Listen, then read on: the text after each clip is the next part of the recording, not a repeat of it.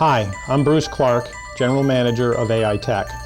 For over 50 years, a.i.tek has been providing reliable, predictable, cost-effective monitoring and control devices for some of the most demanding speed sensing applications on planet Earth and off. a.i.tek started life as Airpacks, a small industrial division of Fortune 100 companies. We are now privately owned, boasting all of the quality systems of those larger companies and the personal service and entrepreneurial spirit found in the best small companies. We are AS9100 ISO 9001 certified, and our sensors are made in the USA. I hope you will find the following training helpful in gaining insight into a.i.tek, the company, its products, and numerous applications we serve. Thanks for your interest in a.i.tek.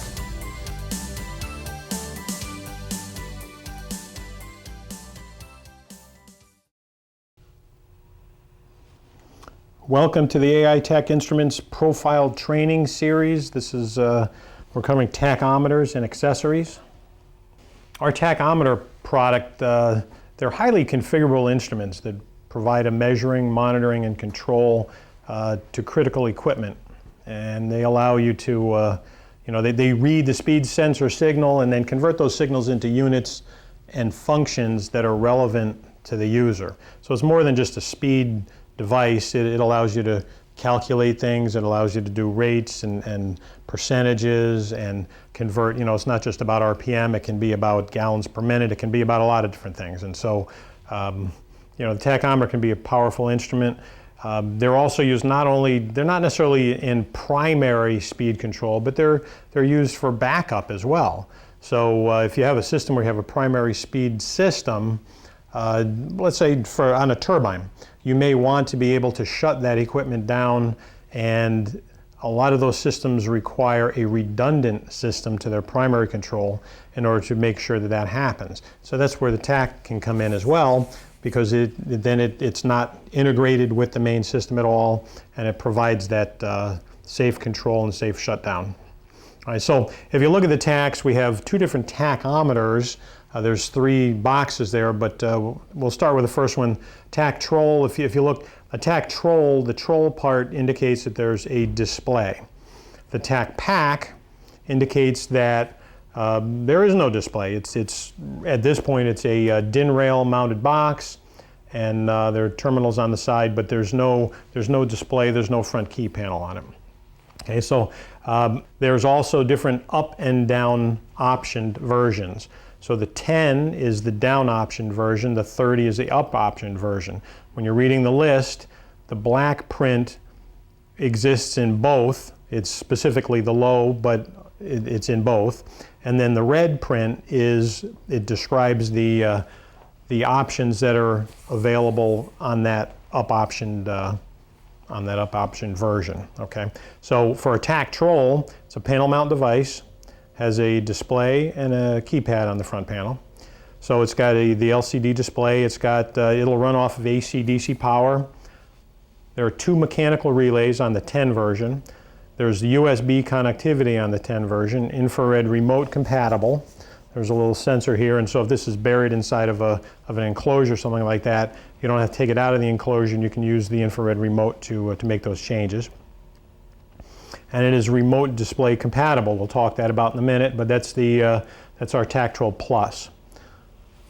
When you up option it, you get utility RS-45, which is essentially a parallel connection to the USB. It just allows, instead of you're being on a 10 or 15 foot leash, now you can go thousands of feet out, and it allows the tachometer then to communicate to a control room or something like that. That's a great distance away. There's an analog output with the up option 30 version, and there's also an addition of two solid state relays. So on top of the two mechanical relays that you get, it also has solid state relays. Then they are programmable from the front panel or via the TachLink software that we provide with every tachometer. You have a tach pack, essentially it's the same device. Back in the day, our tach packs and tach trolls, they had different microprocessors, they were programmed differently. The programming methodology was different. You couldn't share programs because they were just simply entered with buttons and thumb wheels and that kinds of things. So right now, if you created a recipe or a program for a TAC 30, then you can load it into a Tac 30 and it'll run fine. And so the TAC, no display, no keypad, mounted on DIN rail, runs off the same AC/DC power, mechanical relays, USB, and remote display compatible. And again, it adds the RS-485, the analog output, solid state relays. Okay. Now, in programming this device, since there's no keypad, obviously that's not one of the options here. So the only way, there's two ways to program it. One would be via TAC-Link, which I highly recommend, or you can use the Tactrol Plus. So the Tactrol Plus is not a tachometer.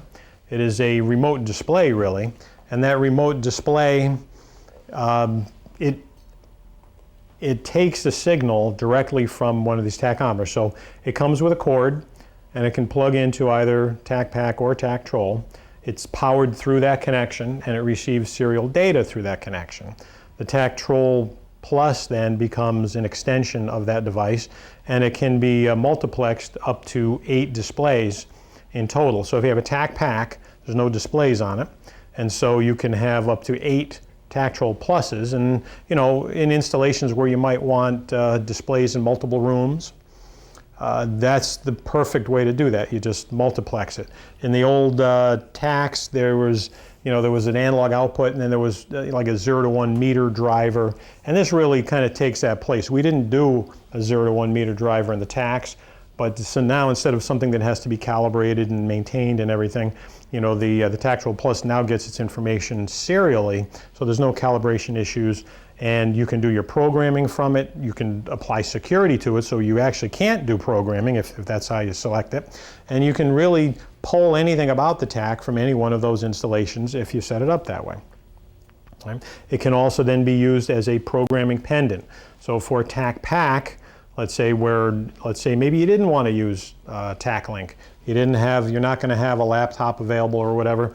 You can get a Tactrol Plus, put that in your toolbox, and then that can become the way you pull and program the TAC. So either way, 3 instruments, 2 of them tachometers, and 1 of them is a remote display.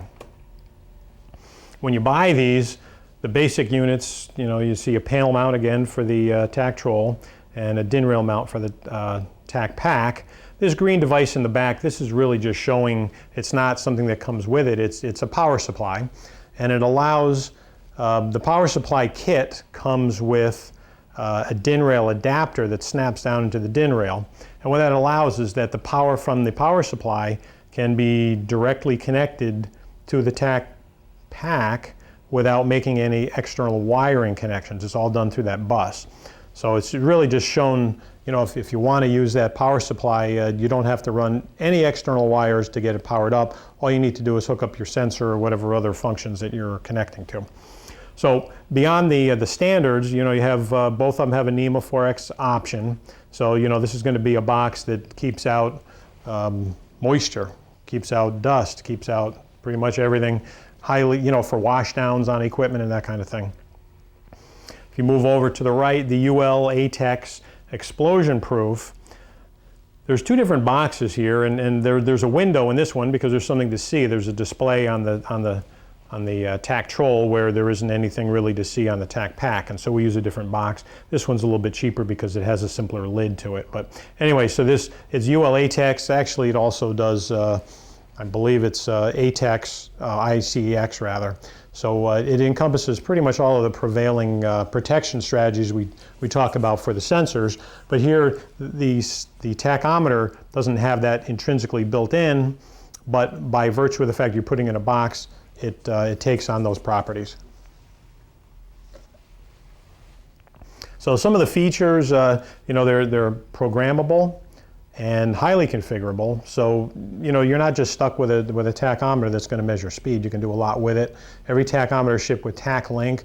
I highly recommend using TAC-Link. TAC-Link allows you to program. It allows you to store the program so that if you have, let's say, multiple TACs, you can develop it once on one and then just simply reprogram, or if for whatever reason you need to replace it, you can you can maintain the TAC or the program, revision controlled or whatever, backed up, and then you simply, you can just load it into successive tachometers. All right, each one has 2 sensor inputs. Both the TAC pack and the Tachometer models take 2 sensor inputs. All of the tachometers do mathematic functions. Both TAC pack and Tachometer, they have selectable list of equations. So what they do is, the input comes in, it's frequency, it's cycles per second. And so that doesn't really mean much to most people, and so it allows you to do some math. You can compare the 2 signals, you can really make the display talk in the units that are important to you. Both of them run on AC and DC input voltage. So the old ones, you had to have a separate, model for AC and one for DC and the whole bit, but it doesn't matter. They both run on both. You can use the DC as a backup, put a UPS on there, and that's your uninterruptible power supply for in case the AC fails. Analog output, both of them are available with analog output, and they have 3 ranges. The 2 traditional ones being 0 to 20 and 4 to 20, but we also offer a -20 to +20 milliamps. In the event that you want, have a device that needs to be driven negative, this range is the full range of the analog output and allows you to do that. Both of them have programmable relays. The mechanical relays are available in the down option, the 10 versions for both Tachometer and TAC pack, and then they offer the not only the mechanical relays, but then we add on solid state relays. So the solid state relays are there because they can switch faster. They don't switch quite as much current, but they can switch faster, so response times go down, and in certain critical applications, the saving of a couple of microseconds or milliseconds can mean the difference. A better choice in those applications than a mechanical relay. The mechanical relay, that's still the workhorse, that switches a lot of current and a lot of voltage, and so those are used in more traditional applications where you can stand a little bit more delay. The ability to plot is available through TAC-Link. So a computer, a PC, has to be running with TAC-Link on it, but then it will track. It's just kind of like a pre-canned data acquisition system, and allows you to monitor key features in the tachometer outputs. So the relay status and the speed that the tachometer is seeing. And so you can let the thing run overnight, and you can determine, maybe there's a glitch going on in the process while you're not there, and you can come back in the morning, you can take a look at it. You can take the file and export it and look at it through Excel and do math on it, or MathCAD or something like that. So it gives a lot more flexibility and allows you to either increment or implement that into your process, that function of plotting, or to use as a diagnostic tool if you're having some kind of troubles. The Tachometer, because of its front panel and display, we're showing this as the example. The programming for that is just a simple menu-driven, a series of nested menus. We start with the front display here, and before we get into the menus, understand that this is kind of like, before we all went to smartphones, the old navigation keys on our cell phones, you had the up, down, left, right, enter keys, and then 2 function keys. So it's the same thing. If you remember how that worked, you'll do fine with this. The functions change over these function keys. They change depending on what menu you're in and what you're doing. So if you look at the front panel, before you get into the menus, you can show channel A and channel B. You can even configure this to show E, which is the result of an equation that you're performing with the TAC, so you can see that. You can, for channel A, you can define it as RPM, B is frequency, or basically it's a text field, so you can type it in and then it shows up on the display. When you're looking at the display, you go, oh, okay, A is RPM and B is frequency. It allows you to understand the units that you're looking at. Along the top, you see D1, D2, R1, R2, and this alarm status. So in this particular instance, the tachometer is in alarm, and it's D1. It's the digital or solid state relay that's in alarm. So this just shows up as a visual reminder, but it's also saying that the contacts for D1 are closed, and that whatever you have those hooked up to is then energized. In the upper right-hand corner, there's a T. That T shows that it's in tachometer mode. If there was a C there, it's in counter mode. And so that the tachometer can be configured as a counter, so instead of speed and frequency and that kind of thing, it comes up and it says, all right, I'm just going to count. So if you have, bottles going by on a conveyor belt, you can count the bottles and it'll count and register that. You can set your thresholds to that. So if you want a relay to trigger when you've hit 1500, then it'll go off at 1500. You can utilize the counter mode when you're looking at an encoder, a shaft encoder, so you're counting pulses. If you're counting pulses and you know what the diameter of your wheel that's riding on material, if you know what that is, you can calculate then how much material has been fed. So there's a lot of different things you can do beyond just standard RPM measurement with this. So when you're ready to go into the menus, you'd hit F1, so that's menu, and when you go into the menu, then you get the first menu here.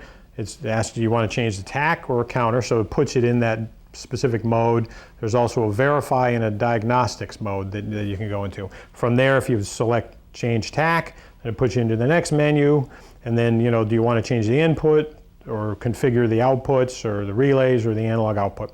And then beyond that, then there's additional menus there. If you can, again, I highly recommend using TACLink. TACLink is the graphical user interface we developed to work on Windows-based PCs, and it allows you to just type in the information, save it, manipulate it, whatever. It has a main screen that shows input A, input B, the result of an equation, alarm status, all of that, and then along the top here are your tabs where you can then select and do some programming. Here's a shot. This would be the digital input setup tab, and this is where essentially you define how the tachometer looks at the signal coming in. We won't go, this is not really about teaching you how to program it, but there are these boxes. It comes with presets on most of the boxes, and so it's really a matter of editing rather than just coming up with the number. So it makes it a little bit simpler. There are some defaults that we put in here, like logic levels that they conform, and so that in many cases you don't have to edit it. In the upper corner, there's a pull-down menu when you click on Program, and that gets you into things like saving the databases. Do you want to open it or save it? And you can also the COM ports, whether you're using USB or RS-45. So you got that menu in the corner. Then you have a relay setup tab, and this is for the digital or the mechanical relays. You pull this down here, you get a menu, you select the device that you want to be in. You can tell when you have a hysteresis band, and that visually kind of cues you into, okay, when it's safe, this is when the alarm is on, here's when the alarm is off. You define the relay behavior. In this particular case, it's de-energized below, so that's a fail-safe mode. So all of these things, you configure the relay behavior based on this page, and you configure all 4 relays from here. Here's a shot, we were talking about the capability for plotting. So here, what it does is it shows you time on the bottom, and it shows an amplitude. So it's telling you about speed. You can move a cursor over here, and it's going to give you information about the particular point that you're looking at. So if you're running this overnight, it's going to have, I think it's every second or every 2 seconds, it's taking a measurement. It records all the data from that. You can either look at it graphically like this, or you can export it to an Excel or MathCAD file. We have another tachometer device, which we kind of, this was It was really brought about to be like our old Tactrol 2. And really what that is, it's just a tachometer. It doesn't do any control type function. So it's a display. It shows you what the speed is. It doesn't have relays, it doesn't have analog output. You can configure, you can scale it, but it doesn't really have any control function built in. So if all you need is a display, you just want to know what speed you're doing, then you can use a device such as this. This is certainly a more cost-effective way of going than the other devices, but again, it really doesn't have any other function but displaying a speed. We offer a number of accessories to help you then get this get your project started. If you've got the need for a gear, we offer split gears and solid gears, you know, in specified diametral pitches and tooth count. The solid gears and the split gears can be rebored to fit your shaft. There's some rules and everything. We're not going to go over all the different variations. That's in our catalog for sure. But you know, you can get this to fit a shaft. If you have a shaft that's already installed and you got bearings or something on either end, that's where you'd use a split gear. Otherwise, the solid gear is probably your best bet. We have a number of cable assemblies. Those cables mate with our mill standard connectors that we build onto our sensors. The cables, the cable assemblies, the cable itself is rated for the same temperature ranges as the sensors, so that when you buy the cable assembly, you don't have to worry about whether or not it's going to be appropriate at those temperature ranges. And they are available in a number of different materials, so you can select it. You know, you get different cable lengths, and we can go up to about 50 feet. We have a device called a tachometer transducer. That device has a sensor built into it, and it's a ring. There's really a target in here on a bearing, and the idea is you put your, you know, the shaft gets mounted onto a shaft, and the target rotates because of that. This bar here helps. It can be used to then tie the device so it doesn't begin spinning with the shaft, and then the sensor picks up the signal. The idea is the air gap between the target and the sensor is fixed.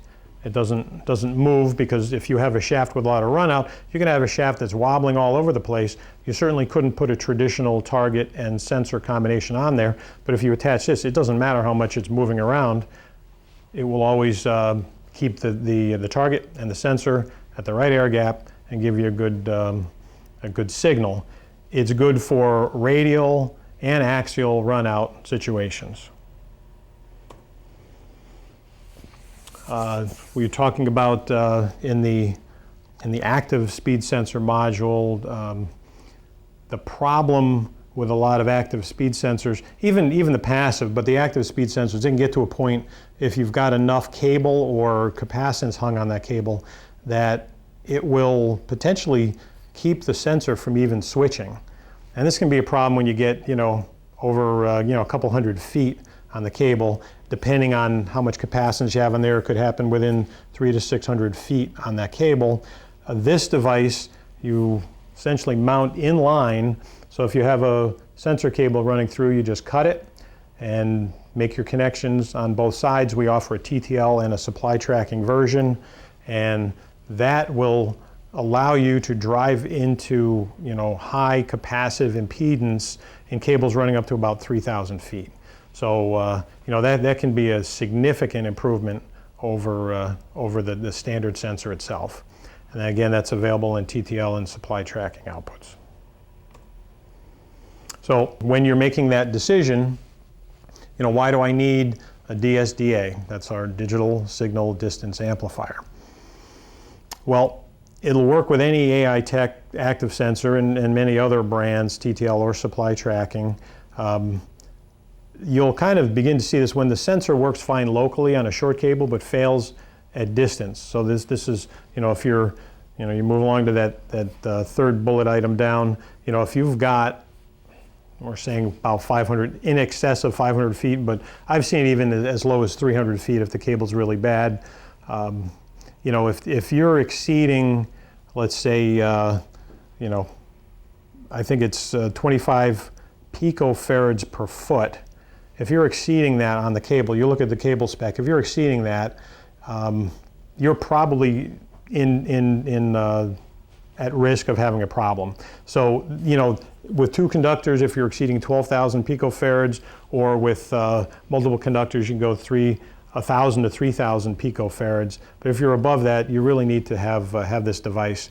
So, and in the signal frequencies, if they get up too high, that interacts with the capacitance that is in the circuit, and that just makes the problem worse. So any of those times, you know, you're in excess of 500 feet, you got high capacitance, you've got a high frequency application, those are times when you're probably going to need the DSDA. Okay, that's the end of the tachometers and accessories training. If you want more training, please check out the company introduction, variable reluctance speed sensors, or active speed sensor training modules. Thank you.